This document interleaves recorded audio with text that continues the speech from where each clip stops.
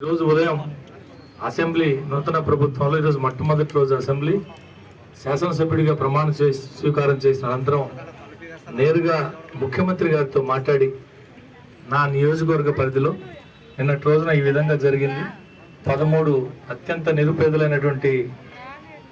13 ఇళ్ళు పూర్తిగా అగ్నికి ఆహుతైనాయని చెప్పి ముఖ్యమంత్రి గారితో స్వయంగా మాట్లాడి సంఘటన జరిగిన 24 గంటల్లోపే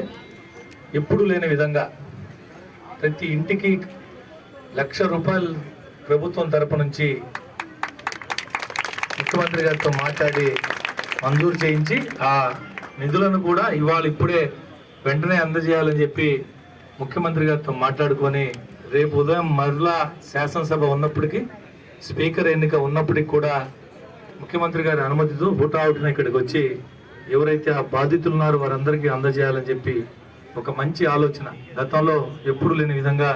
ఆలోచన చేసి అదేవిధంగా స్థానిక పార్లమెంటు సభ్యులు పెద్దలు వేమిరెడ్డి ప్రభాకర్ రెడ్డి గారితో కూడా మాట్లాడి వారి తరపు నుంచి కూడా ఏదైతే ఈ ప్రతి కుటుంబానికి వ్యక్తిగతంగా పార్లమెంట్ సభ్యులు వేమిరెడ్డి ప్రభాకర్ రెడ్డి గారు ప్రతి ఇంటికి ₹15,000 చొప్పున ఆయనతో స్వయంగా మంత్రి గారే మాట్లాడి ఆ నిధులను కూడా ఇప్పుడే తీసుకొచ్చి ఎవరైతే ఈ విధంగా బాధితులు ఉన్నారో వారికి అన్ని రకాలుగా అండగా ఉండాలని చెప్పి ఈ విధంగా చేయడం చాలా చాలా మంచి పరిణామం. నేను దాదాపుగా ఈ కార్పొరేషన్ ఏర్పడినప్పటి నుంచి ఉన్న అనేక రకాల సంఘటనలు జరిగాయి.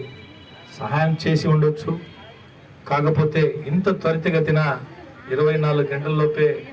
ఈ విధంగా స్పందించి స్వయంగా ముఖ్యమంత్రి గారి స్థాయిలో మాట్లాడి వెంటనే అందజేసే సాయం కూడా 24 గంటలు అందజేయడం నిజంగా ఈ సందర్భంగా నారాయణ సార్ గారికి ప్రత్యేక ధన్యవాదాలు తెలుపుకుంటూ మిగతా అన్ని రకాల భవిష్యత్తులో వాళ్ళకి కావాల్సిన వాటికి కూడా జిల్లా కలెక్టర్ గారితో కమిషనర్ గారితో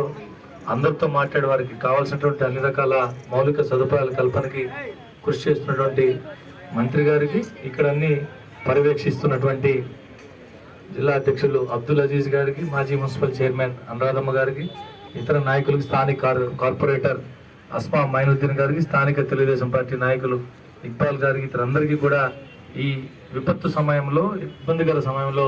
పనిచేసిన ప్రతి ఒక్కరికి పేరు పేరున ధన్యవాదాలు తెలియజేసుకుంటూ